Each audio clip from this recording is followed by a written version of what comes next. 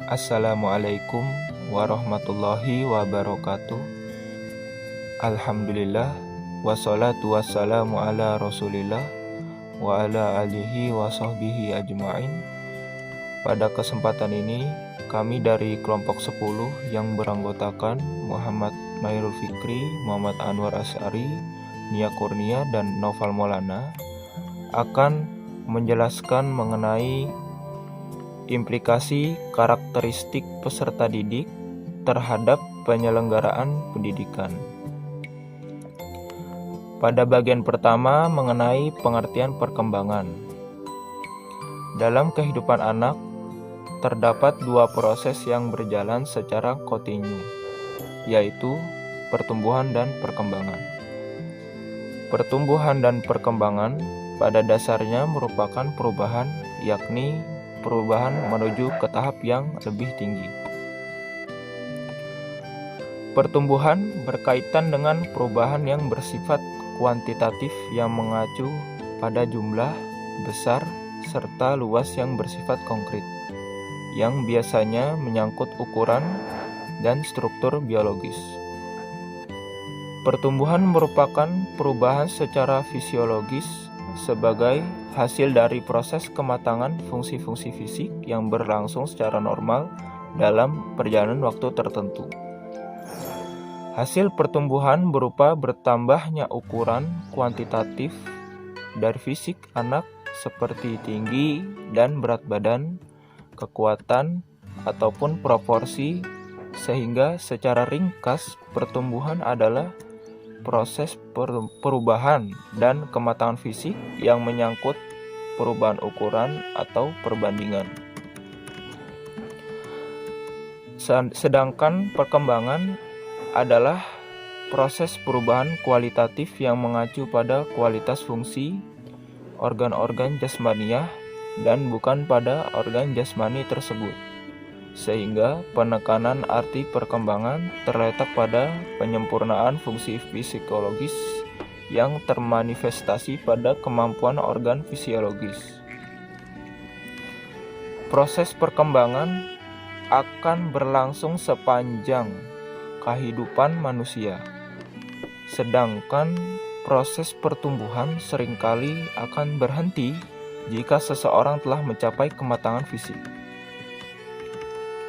Meskipun antara pertumbuhan dan perkembangan mempunyai perbedaan pengertian, tetapi selalu harus dipahami bahwa antara keduanya merupakan proses yang saling tergantung dan saling mempengaruhi.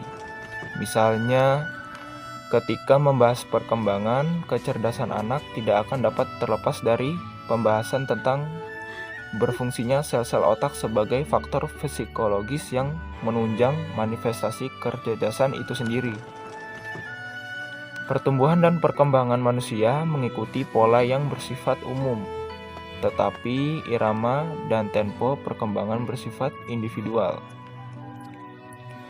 Irama pertumbuhan dan perkembangan menyangkut urutan dari kemampuan spesifik seseorang,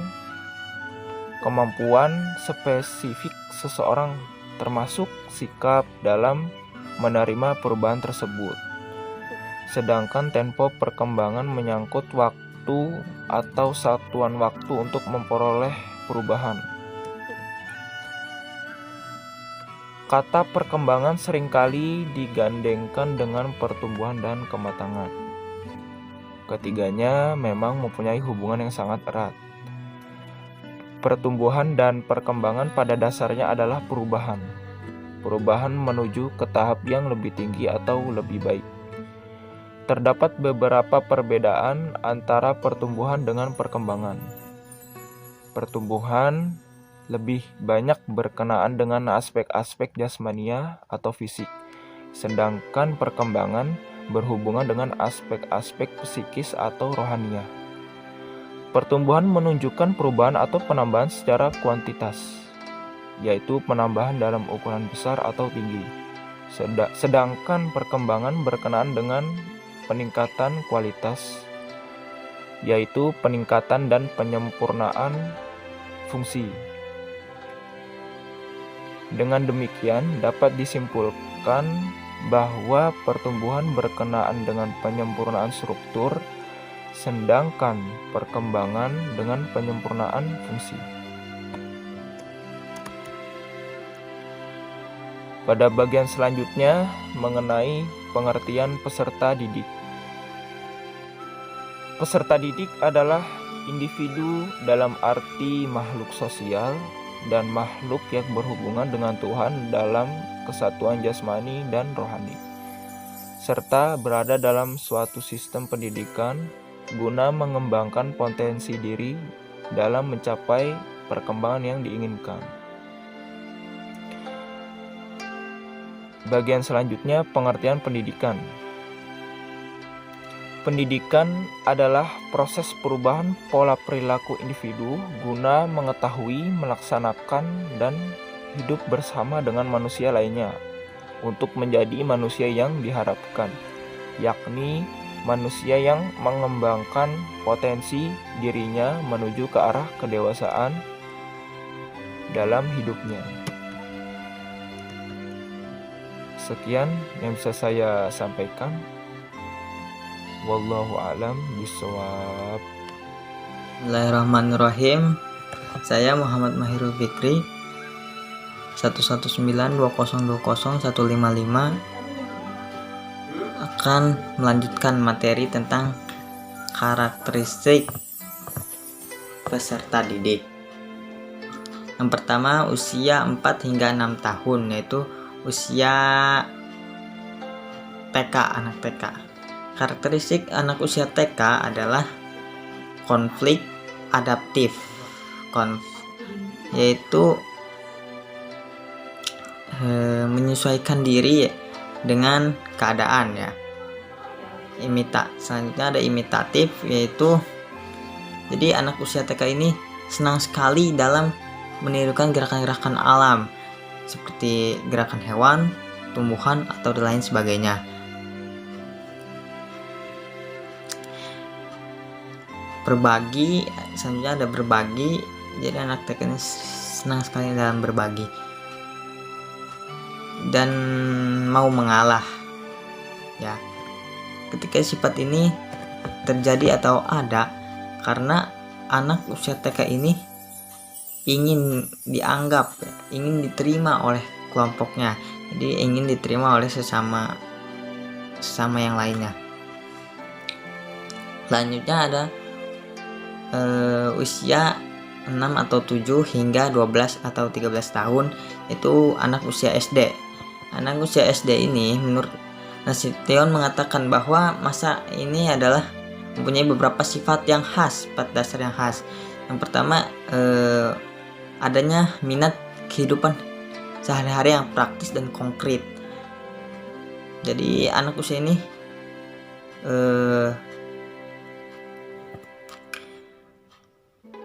ingin hidup itu ingin yang praktis ya, tidak perlu ribet-ribet,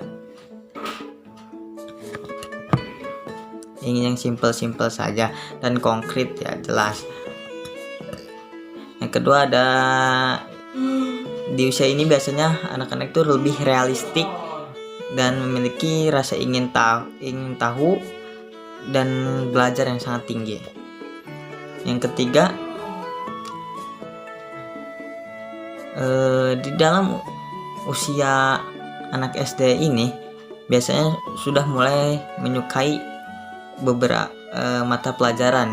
Jadi mata pelajaran ada beberapa dari sekian banyak mata pelajaran ada, jadi sehingga dia menonjol kemampuan itu.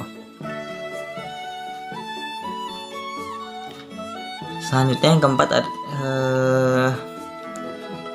anak usia SD ini mulai berusaha menyelesaikan masalah atau tugas-tugas itu dengan sendirinya.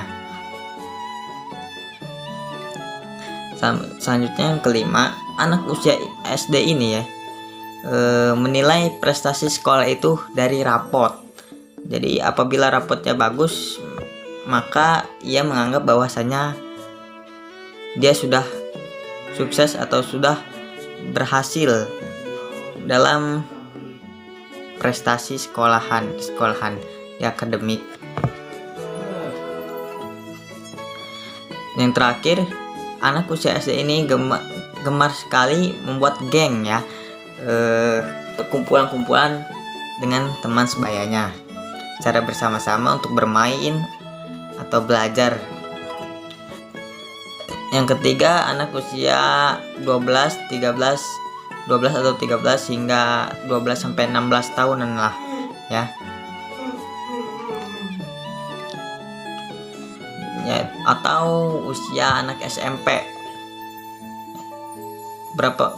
Ada beberapa karakteristik ya, anak usia SMP itu biasanya memiliki cara berpikir yang kasuatif, yang dimana cara berpikir ini apabila ini tuh suatu sifat yang kritis ya. Jadi anak seusia SMP ini sudah mulai timbul rasa kritis, sehingga ia akan melawan bila orang tua, guru, lingkungan, atau siapapun masih menganggapnya seperti anak kecil. Dan mereka pun tidak akan terima jika dilarang oleh orang lain, jika orang lain yang mau baik guru maupun orang tua. Jadi dia itu tidak akan terima jika dilarang, tapi melarang itu tidak logis ya, penjelasannya itu tidak logis dan tidak masuk ke dalam otaknya, dia tidak paham, jadi dia tidak akan menerima. Apabila orang tua, guru, atau yang lainnya memberikan penjelasan atau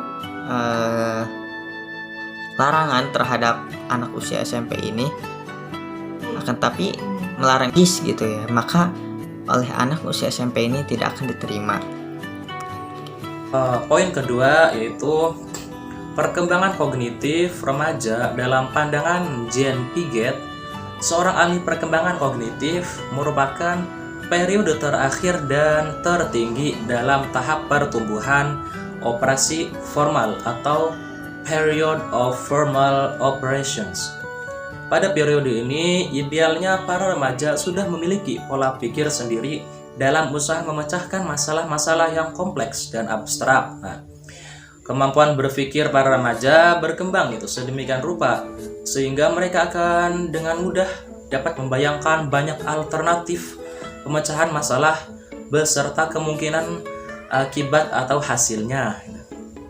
Kapasitas berpikir secara logis dan abstrak mereka berkembang sehingga mereka mampu berpikir multidimensi layaknya seperti seorang ilmuwan. Pada poin ini remaja sudah hebat ya, sudah mulai berpikir layaknya seperti seorang ilmuwan sudah berpikir banyak pemecahan masalahnya tidak hanya satu, bahkan lebih dari 2 atau 3 sudah mampu berpikir secara multidimensional Ketika para remaja menghadapi suatu permasalahan mereka pada poin kedua ini mereka akan memikirkan alternatif pemecahan masalahnya. Tidak hanya satu ya, bahkan lebih dari 2 solusi pemecahan masalah yang mereka pikirkan Lanjut, poin ketiga yaitu para remaja tidak lagi menerima informasi apa adanya tetapi mereka akan memproses informasi itu serta mengadaptasikannya dengan pemikiran mereka sendiri Mereka juga mampu mengintegrasikan pengalaman masa lalu dan sekarang untuk ditransformasikan menjadi konklusi, prediksi, dan rencana untuk masa depan. Dengan kemampuan operasional formal ini, para remaja mampu mengadaptasikan diri dengan lingkungan sekitar mereka. Jadi pada poin ketiga ini, implikasi karakteristik yang ditampilkan oleh remaja usia SMP terhadap penyelenggaraan pendidikan yaitu para remaja tidak lagi menerima informasi secara mentah-mentah atau apa adanya Ketika mereka menerima informasi, tentunya mereka akan mengolah terlebih dahulu gitu, untuk diproses informasi itu dan kemudian diadaptasikan gitu dengan pemikiran mereka sendiri gitu. Jadi ketika para remaja menerima informasi, mereka tidak akan menerimanya secara apa adanya gitu, secara mentah-mentah, tetapi mereka akan mengadaptasikannya gitu, mengadaptasikannya dengan pemikiran mereka sendiri gitu. Ya, contohnya ketika kita menerima pelajaran gitu kan, menerima materi dari guru, tentunya kita tidak akan menerimanya secara bulat-bulat gitu ya kan. Tentunya tidak akan ada beberapa materi yang kita kurang mengerti gitu bila dijabarkan dengan memakai bahasa si guru itu. Tentunya kita akan menggunakan gitu pemikiran kita, bahasa kita sendiri agar mengerti suatu mata pelajaran. Dan juga para remaja ini sudah mampu gitu mengintegrasikan pengalaman masa lalu dan sekarang untuk ditransformasikan gitu menjadi konklusi atau simpulan, prediksi, dan rencana untuk masa depan. Nah, jadi para remaja sudah mulai bisa gitu mengintegrasikan atau memasukkan gitu pengalaman masa lalu mereka untuk disimpulkan, untuk dijadikan sebagai rencana untuk masa depan. Dan juga dengan kemampuan tersebut ya, para remaja sudah mampu mengadaptasikan diri, sudah seharusnya mampu mengadaptasikan diri mereka dengan lingkungan sekitar. Poin keempat yaitu emosi yang meluap-luap gitu ya. Emosi pada remaja masih labil ya, karena erat kaitannya dengan keadaan hormon ya. Jadi implikasi karakteristik yang ditampilkan oleh remaja usia SMP ya, pada poin keempat ini yaitu emosinya yang masih meluap-luap gitu ya. Emosinya masih tidak terkontrol gitu ya, karena emosinya erat dengan keadaan hormon gitu ya, maksudnya dengan erat dan keadaan mood gitu ya, suasana hati. Poin kelima, sosial perkembangan gitu ya. Sebagai makhluk sosial, individu dituntut untuk mampu mengatasi segala permasalahan yang timbul sebagai hasil dari interaksi dengan lingkungan sosial dan mampu menampilkan diri sesuai dengan aturan atau norma yang berlaku. Nah, jadi pada poin kelima ini implikasi karakteristik yang ditampilkan oleh remaja usia SMP yaitu dalam aspek sosial perkembangan ya. Apabila remaja ini mendapatkan suatu masalah ya yang dihasilkan dari interaksi lingkungan sosial, mereka dituntut ya untuk mampu menyelesaikan secara mandiri gitu, tanpa bantuan orang lain. Dan juga mereka harus mampu menampilkan diri mereka sesuai dengan aturan atau norma yang berlaku. Sekian dari saya, kurang lebihnya mohon maaf. Selanjutnya akan dijelaskan oleh teman saya. Assalamualaikum warahmatullahi wabarakatuh. Assalamualaikum warahmatullahi wabarakatuh. Perkenalkan, nama saya Nia Kurnia dengan nomor NIM 119202073. Di sini saya akan melanjutkan presentasi dari kelompok 10, yaitu kebetulan saya mendapatkan presentasi mengenai tentang usia anak umur 16 sampai 19 tahun berpendidikan di SLTA. Nana Soidik mengutarakan ada 4 karakteristik serta implementasi sekolah menengah anak beserta implementasinya dalam penyelenggaraan pendidikan. Yang pertama ada perkembangan fisik dan perilaku motorik. Yang kedua ada perkembangan bahasa dan perilaku kognitif. Yang ketiga ada perilaku sosial, moralitas, dan agama. Dan yang keempat ada perilaku konatif, afektif, dan kepribadian. Selanjutnya saya akan membahas 9 faktor-faktor karakteristik peserta didik. Yang pertama ada perkembangan biologis dan perseptual, yang kedua ada perkembangan intelektual, yang ketiga ada perkembangan bahasa, yang keempat ada perkembangan sosial, yang kelima ada perkembangan emosional, yang keenam ada perkembangan kreativitas, yang ketujuh ada perkembangan moral, yang kedelapan ada perkembangan karir, dan yang kesembilan ada perkembangan spiritual. Mungkin cukup sekian presentasi dari kelompok kami. Mohon maaf bila ada kekurangan. Terima kasih. Wassalamualaikum warahmatullahi wabarakatuh.